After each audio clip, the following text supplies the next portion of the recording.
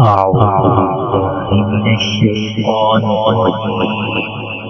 بسم الله الرحمن الرحيم. ألم تر إلى الذين أوتوا نصيبا من الكتاب يؤمنون بالجبت والطاغوت ويقولون للذين كفروا هؤلاء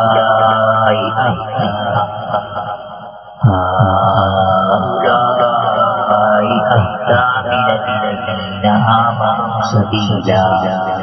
أولئك الذين لعنهم الله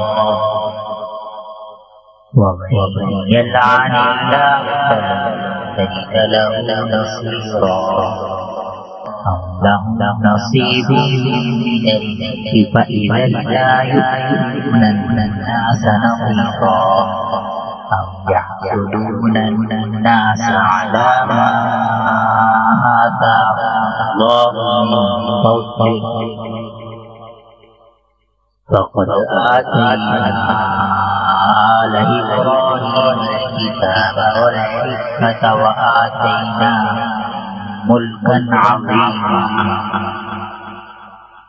ومنهم من آمن به ومنهم من صد عنه وكفى بجهنم سعيرا. إن الذين كفروا بآياتنا سوف نصليهم نارا كلما نضجت جلودهم بدلناهم جلودا غيرها ليذوقوا العذاب. إن الله كان عزيزا حكيما. والذين وعملوا الصالحات سندخلهم جنات تجري تحتها الأنهار خالدين فيها أبدا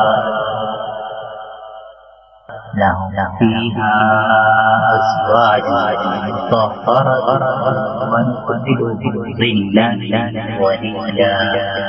إن الله يأمركم أن تؤدوا الأمانات إلى أهلها وإذا حكمتم بين الناس أن تحكموا بالعدل.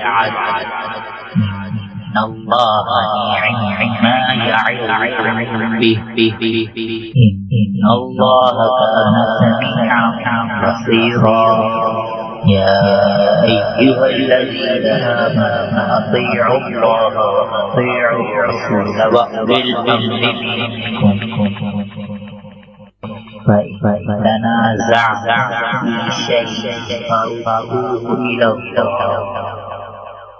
وإن تنازعتم في شيء فردوه إلى الله والرسول إن كنتم تؤمنون بالله واليوم الآخر ذلك خير وأحسن تأويلا.